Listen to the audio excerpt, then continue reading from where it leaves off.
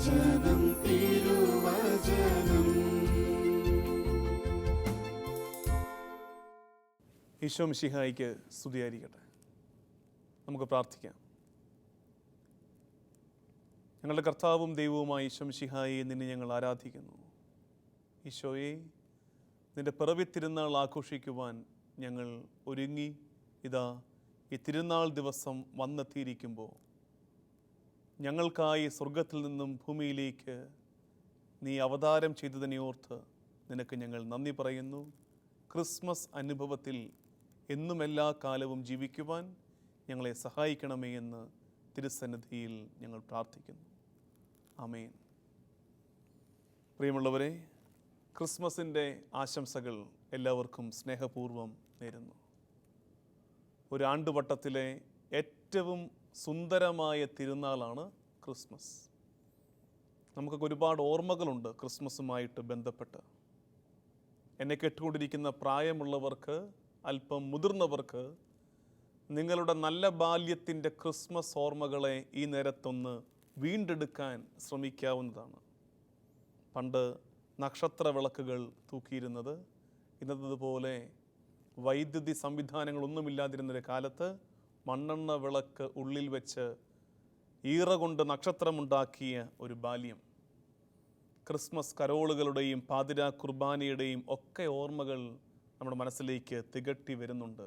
ഓരോ ക്രിസ്മസും നമുക്ക് പുത്തൻ അനുഭവങ്ങളാണ്. നമ്മുടെ നാട്ടിലേക്ക് നോക്കിയാലും ആകെ ക്രിസ്മസ് മയമാണ്. തെരുവോരങ്ങളൊക്കെ അലങ്കൃതമാണ്. നക്ഷത്രങ്ങൾ കൊണ്ടും ക്രിസ്മസ് കാഴ്ചകൾ കൊണ്ടും നമ്മുടെ കണ്ണിന് സന്തോഷം നൽകുന്ന കാഴ്ചകൾ ചുറ്റുപാടും നമുക്ക് കാണാൻ പറ്റും. ക്രിസ്മസിന് ജാതി മത അതീതമായ ഒരു മാനമുണ്ട്. എല്ലാവരും ഏറ്റെടുക്കുന്ന ആഘോഷമാണ് ക്രിസ്മസ്. ഈ സുന്ദര ദിവസത്തിൻ്റെ ആശംസകൾ എല്ലാവർക്കും ഒരിക്കൽ കൂടെ സ്നേഹത്തോടെ നേരട്ടെ. ഇന്നത്തെ നമ്മുടെ വചനധ്യാനം ക്രിസ്മസ് ദിനത്തിൽ വചനം മാംസമായി അവതരിച്ചതിൻ്റെ ഓർമ്മത്തിരുന്നാൾ ആഘോഷിക്കുന്ന ഈ ദിവസത്തിൽ നമ്മുടെ വചനധ്യാനം ക്രിസ്മസിനെ കുറിച്ച് തന്നെയാകട്ടെ. എൻ്റെ മുഖം കണ്ടപ്പോഴേ പലരും ബൈബിൾ എടുക്കാൻ ഓടിയിട്ടുണ്ടാകും. കാരണം ഇപ്പോൾ ബഹളം വെക്കാൻ തുടങ്ങും. ബൈബിൾ എടുക്ക്, തുറക്ക്, വായിക്ക് എന്നൊക്കെ പറഞ്ഞ് ബഹളമുണ്ടാക്കാൻ തുടങ്ങും എന്ന് വിചാരിച്ചിട്ടുണ്ടാകും. പക്ഷേ ഇന്ന് നമ്മളൊരു പ്രത്യേക ഭാഗമെടുത്ത് ധ്യാനിക്കുകയല്ല, മറിച്ച് ക്രിസ്മസ് സംഭവത്തെ ആകമാനമൊന്ന് ധ്യാന വിഷയമാക്കുകയാണ്. രണ്ട് കാര്യങ്ങളേ ഉള്ളൂ പ്രധാനമായിട്ടും നമ്മൾ ചിന്തിക്കുന്നത്. ക്രിസ്മസ് എന്ന് പറയുന്നത് ദൈവത്തിൻ്റെ ഭാഗത്ത് നിന്ന് അവൻ മനുഷ്യനിലേക്ക് ഇറങ്ങി വന്നതിൻ്റെ ഓർമ്മയാണ്. രണ്ട്, മനുഷ്യൻ ആ ദൈവിക പദ്ധതിയോട് സഹകരിച്ചതിൻ്റെ ഓർമ്മയാണ്. രണ്ട് കാര്യങ്ങൾ. ഒന്നാമത്, ദൈവം മനുഷ്യനിലേക്ക് ഇറങ്ങി വന്നു. രണ്ട്, മനുഷ്യൻ ആ ഇറങ്ങി വന്ന ദൈവത്തോട് സഹകരിച്ചു. ഈ രണ്ട് കാര്യങ്ങളേ ഉള്ളൂ ക്രിസ്മസ്. ഇതിനുള്ളിൽ ക്രിസ്മസ് സംഭവം മുഴുവൻ നമുക്ക് ഉൾപ്പെടുത്താൻ പറ്റും. പഴയ നിയമം മുഴുവൻ വായിച്ചു വരുമ്പോൾ നമ്മൾ മനസ്സിലാക്കുന്ന ഒരു കാര്യം, ദൈവവും ഇസ്രായേലുമായി ഉടമ്പടിയിൽ ഏർപ്പെട്ടിരിക്കുകയാണ്. Israel covenant പീപ്പിളാണ്. ഉടമ്പടിയുടെ ജനമാണ് ഇസ്രായേൽ. ദൈവവുമായി ഉടമ്പടിയിൽ ഏർപ്പെട്ട ജനം. ഈ ഉടമ്പടിയിൽ നിന്ന്, ദൈവവും ഇസ്രായേലുമായി ഏർപ്പെട്ട ഉടമ്പടിയിൽ നിന്ന് ആരാണ് വഴി മധ്യേ മാറിക്കളഞ്ഞത്? ആരാണ് ഉടമ്പടി ലംഘിച്ചത്? ആർക്കും ഉത്തരം പറയാവുന്ന ചോദ്യമാണത്. ഉടമ്പടി ലംഘിച്ചത് സംശയമില്ല ഇസ്രായേലാണ്. ദൈവത്തെ മറന്ന് മറ്റു വഴിയെ ചരിച്ചത് ഇസ്രായേലാണ്. അങ്ങനെയാണെങ്കിൽ തിരിച്ചു വരേണ്ടത് ആരുടെ ഉത്തരവാദിത്തമാണ്? തിരിച്ചു വരേണ്ടത് സംശയമില്ല ഇസ്രായേലിൻ്റെ, ദൈവജനത്തിൻ്റെ ഉത്തരവാദിത്തമാണ് തിരിച്ച് ദൈവത്തിങ്കിലേക്ക് വരേണ്ടത്. ദൈവത്തിനിങ്ങനെ കാത്തിരിക്കാനെല്ലാം അവകാശമുണ്ട്. അവന്മാരല്ലേ ഇട്ടിട്ട് പോയത്, തിരിച്ചു വരട്ടെ എന്ന് പറഞ്ഞ് കാത്തിരിക്കാനുള്ള എല്ലാ അവകാശവുമുണ്ട് ദൈവത്തിന്. പക്ഷേ ദൈവം എന്താ ചെയ്യുന്നത്?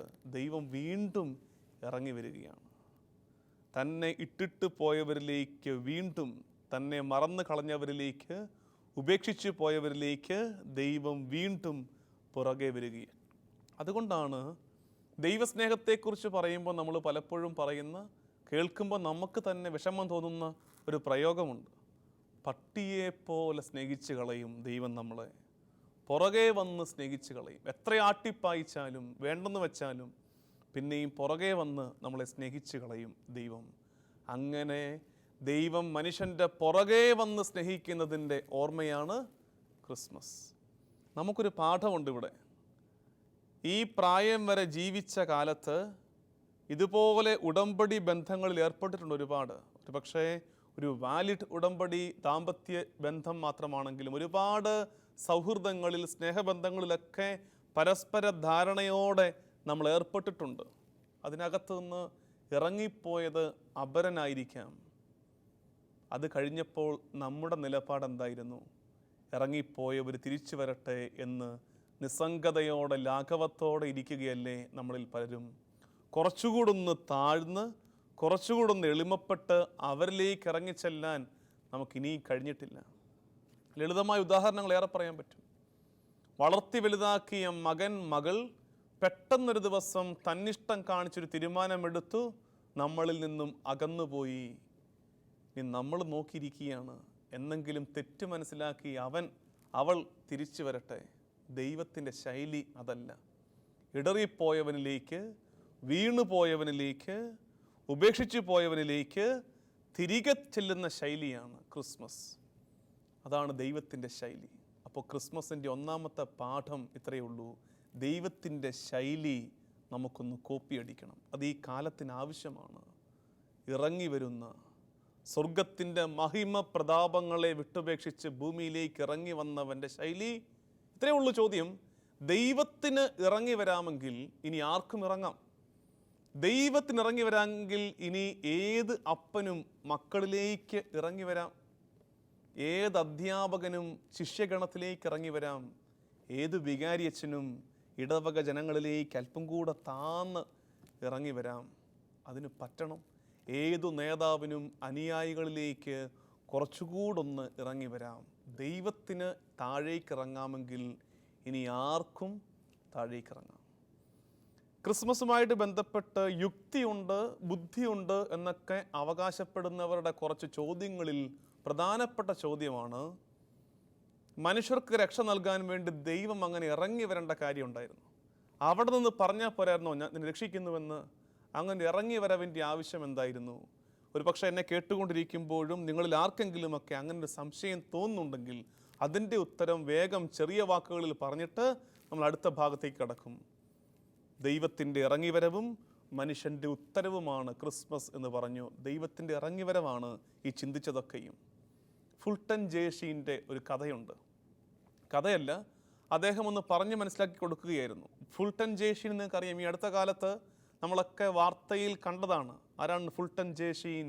അമേരിക്കൻ ബിഷപ്പ്, റേഡിയോ പ്രഭാഷണങ്ങളിലൂടെ ശ്രദ്ധേയനായ മെത്രാൻ.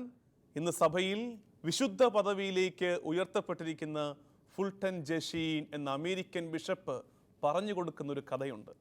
അതിങ്ങനെയാണ്: സൂര്യനാണ് പിതാവായ ദൈവം, നമ്മളൊക്കെയോ ആകാശത്തെ മേഘമാണ്. എന്ന് പറഞ്ഞാൽ വാട്ടർ കണ്ടൻ്റ് ആണ്. വെള്ളം ഇങ്ങനെ ആകാശത്ത് നിറഞ്ഞു നിൽക്കുന്നതാണ് നമ്മളൊക്കെ. എപ്പോഴോ നമ്മൾ ഈ ആകാശം വിട്ട് ഭൂമിയിലേക്ക് പതിച്ചു. ഭൂമിയിൽ ഇങ്ങനെ ചെളിവെള്ളമായി നമ്മൾ കിടക്കുകയാണ്. അതാണ് നമ്മുടെ പാപാവസ്ഥ. ഫുൾട്ടൻ ജേഷീൻ്റെ ഭാഷയാണ്. നമുക്ക് വേഗം ചേർത്ത് വായിക്കാൻ പറ്റും, മനസ്സിലാക്കാൻ പറ്റും. നമ്മളിപ്പോൾ എവിടെയാണ്? നമ്മളൊക്കെ ഭൂമിയിൽ പതിച്ചു പോയി ചെളിവെള്ളമായി കിടക്കുകയാണ്. സൂര്യന്, പിതാവായ ദൈവത്തിന് ഒരാഗ്രഹമേ ഉള്ളൂ. ഈ ചെളിവെള്ളത്തെ, നമ്മളായ ഈ പാപമംഗലമായ ചെളിവെള്ളത്തെ വീണ്ടും ആകാശങ്ങളിലേക്ക്, ഉന്നതങ്ങളിലേക്ക് തിരിച്ചെടുക്കണം. അതിന് സൂര്യൻ എന്താണ് ചെയ്യുന്നത്? സൂര്യൻ അവൻ്റെ പ്രകാശത്തെ ഭൂമിയിലേക്ക് അയക്കുന്നു. Ray of light. സൂര്യൻ വരുന്നില്ല. സൂര്യൻ അതുപോലെ ഇങ്ങോട്ട് വന്നാൽ ഭൂമി കത്തിച്ചാമ്പലായി പോകും. അപ്പോൾ സൂര്യൻ്റെ പ്രകാശകിരണം ഭൂമിയിലേക്ക് പതിക്കുകയാണ്. അങ്ങനെ ഭൂമിയിലേക്ക് പതിച്ച സൂര്യൻ്റെ പ്രകാശകിരണത്തിൻ്റെ പേരാണ് പുത്രൻ തമ്പുരാൻ. അങ്ങനെ ഈ പ്രകാശകിരണം ഭൂമിയിൽ പതിച്ചു. ഏതളവിൽ? ഈ വെള്ളം ഇവാപ്രേറ്റ് ചെയ്ത് ആവിയായി മുകളിലേക്ക് എടുക്കപ്പെടണം. ആ അളവിൽ, അതിനു വേണ്ട കൃത്യം അനുപാതത്തിലും അളവിലും സൂര്യകിരണം ഭൂമിയിലേക്ക് പതിച്ചു. എന്താണ് ഫലം? ഈ ജലം വീണ്ടും ആകാശത്തിലേക്ക് എടുക്കപ്പെടുന്നു. മനുഷ്യാവതാരത്തെക്കുറിച്ച് ഫുൾട്ടൻ ജഷീൻ അവതരിപ്പിച്ച ശൈലിയാണിത്. ഇത് കൃത്യമാണ് ധ്യാനിക്കുമ്പോൾ. മനുഷ്യനെ വീണ്ടെടുക്കാൻ വേണ്ടിയുള്ള കൃത്യമളവിൽ ദൈവം പുത്രനെ ഭൂമിയിലേക്ക് അയച്ചു. ഇതാണ് മനുഷ്യാവതാരം. ഇനി നമ്മുടെ റെസ്പോൺസ് എന്തായിരിക്കണം? ദൈവം ദാ ഇറങ്ങി വന്ന്, വെളിപാട് പുസ്തകത്തിൽ പറയുന്നത് പോലെ, ഞാൻ വാതിൽക്കൽ വന്ന് കൊട്ടുന്നു, നിങ്ങളുടെ വാതിൽക്കൽ ഞാൻ നിൽക്കുന്നു, ഞാൻ കൊട്ടുന്നു, നോക്ക് ചെയ്യുന്നു. ആരെങ്കിലും അകത്ത് നിന്ന് വാതിൽ തുറന്നു വന്നാൽ ഞാൻ അകത്ത് പ്രവേശിക്കുകയും അവരോടൊപ്പം വിരുന്നിനിരിക്കുകയും ചെയ്യും, ഭക്ഷണത്തിനിരിക്കുകയും ചെയ്യും. ക്രിസ്മസിൽ ദൈവത്തിൻ്റെ ഭാഗം ദൈവം വെടിപ്പായി ചെയ്തു തീർക്കുന്നുണ്ട്. ഓരോ ദിവസവും അവൻ ഇറങ്ങി വരുന്നുണ്ട് നമ്മളിലേക്ക്.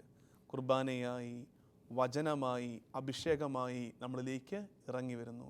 ഇനി നമ്മുടെ റോളാണ്, ഇനി നമ്മുടെ ഉത്തരവാദിത്തമാണ് റെസ്പോണ്ട് ചെയ്യുക, പ്രത്യുത്തരം നൽകുക എന്നുള്ളത്. ക്രിസ്മസ് സംഭവത്തിലേക്ക് നോക്കിക്കേ. ബൈബിളിൽ സുവിശേഷങ്ങളിൽ നമ്മൾ വായിച്ച് പരിചയിച്ച ക്രിസ്മസ് സംഭവങ്ങളിൽ എത്രയോ പേരാണ് ദൈവിക പദ്ധതിയോട് പ്രത്യുത്തരിച്ചത്. ആരൊക്കെയാണ് നിങ്ങളുടെ അറിവിൽ?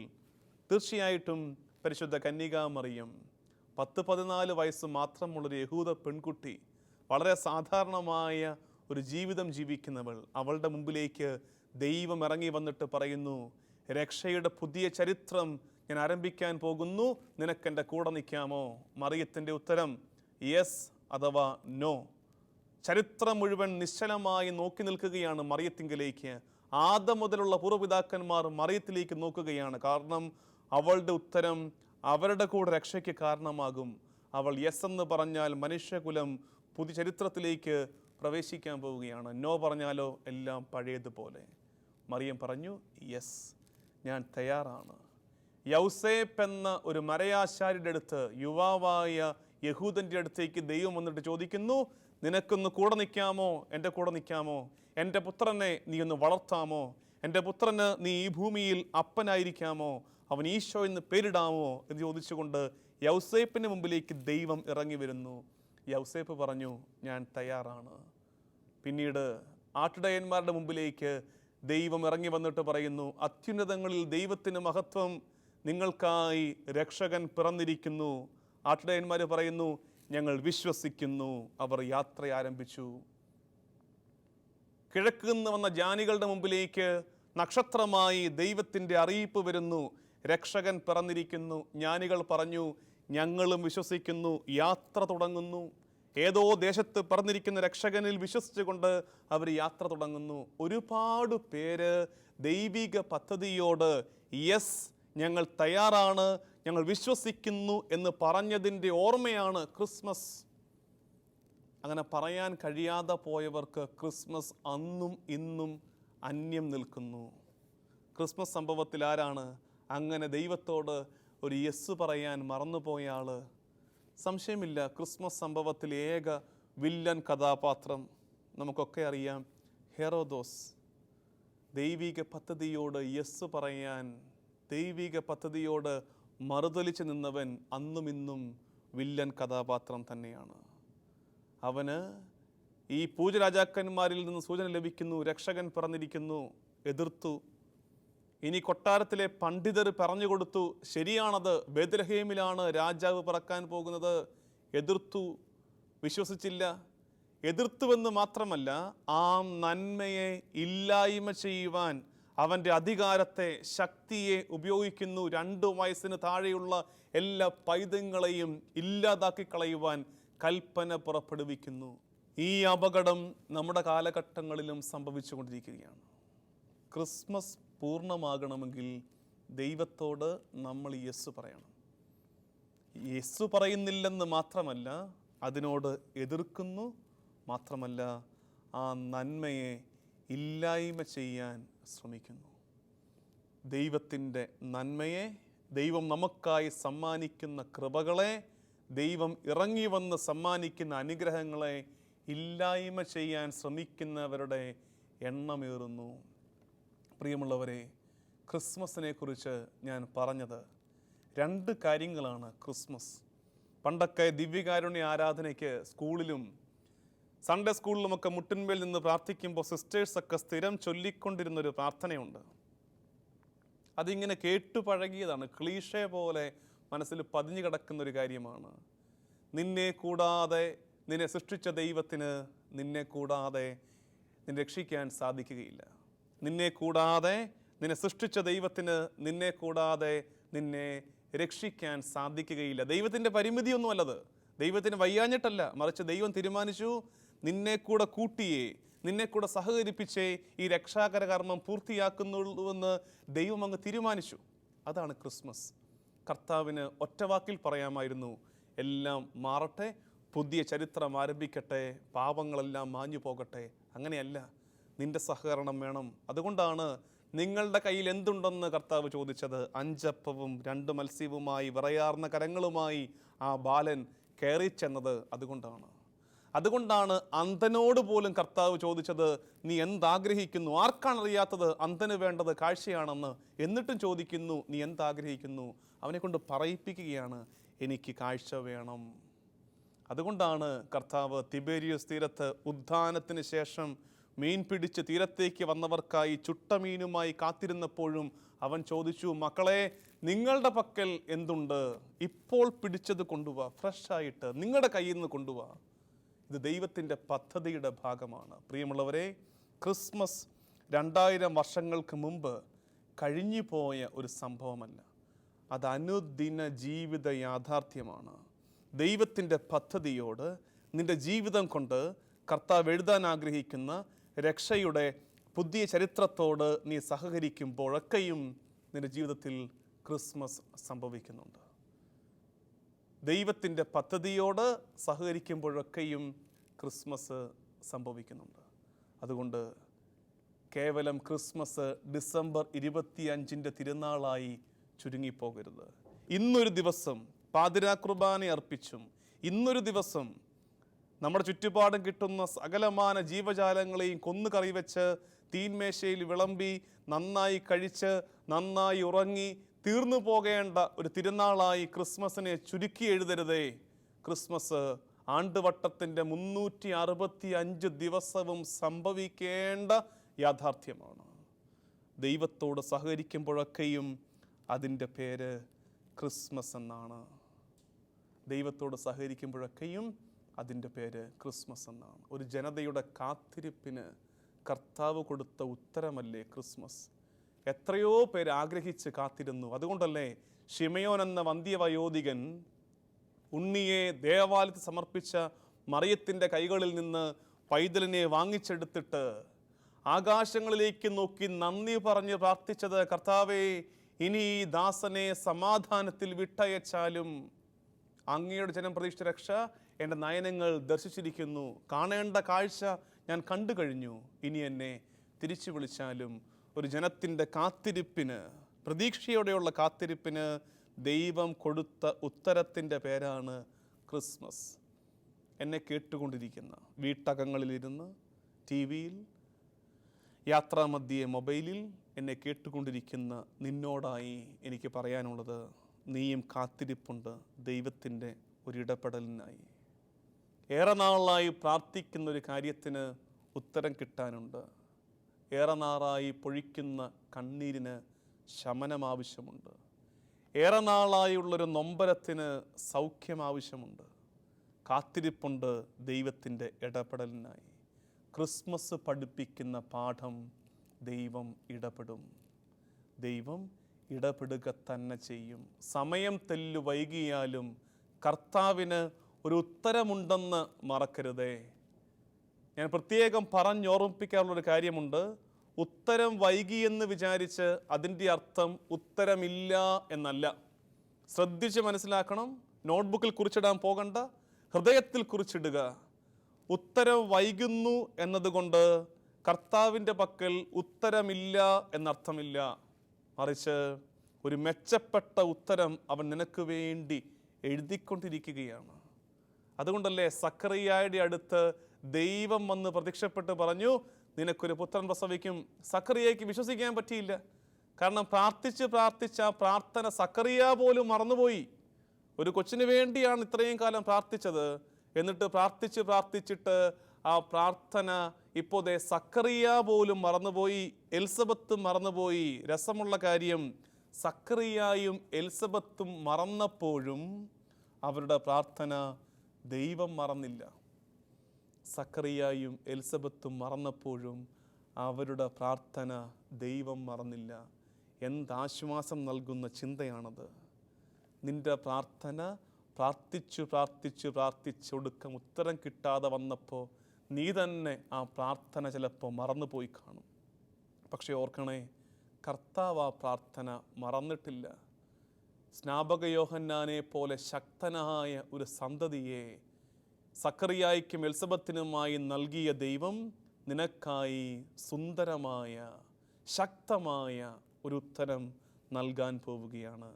വിശ്വസിക്കുക. അതിന് ചെയ്യേണ്ടത് ദൈവിക പദ്ധതിയോട് സഹകരിക്കുക.